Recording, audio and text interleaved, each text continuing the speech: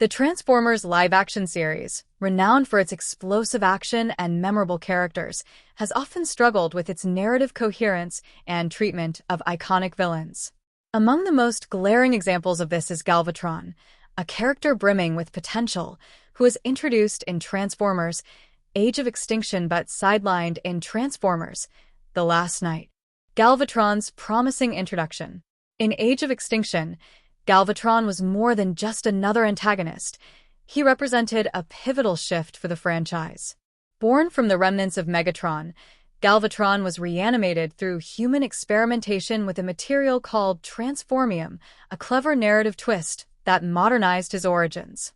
Unlike his animated counterpart, who was reformatted by Unicron, this Galvatron was a symbol of technological overreach, sentient, unpredictable, and ruthless.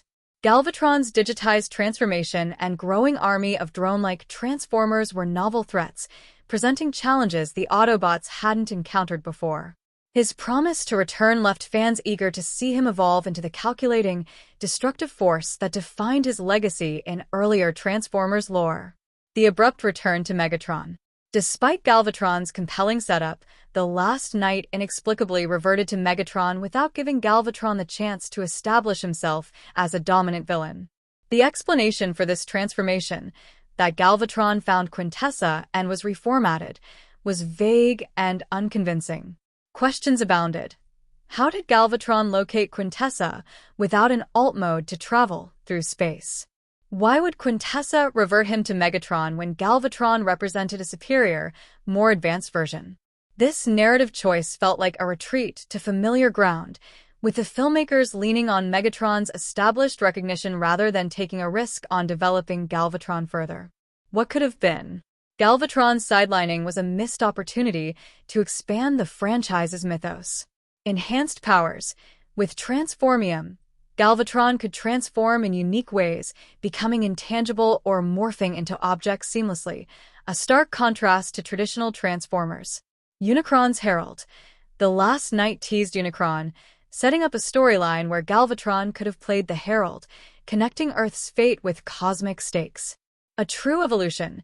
By allowing Galvatron to outgrow Megatron's shadow, the series could have explored themes of identity and legacy, contrasting the Autobots' loyalty with Galvatron's self-serving ambitions. The franchise's larger villain problem. The Transformers movies have a history of underutilizing iconic characters.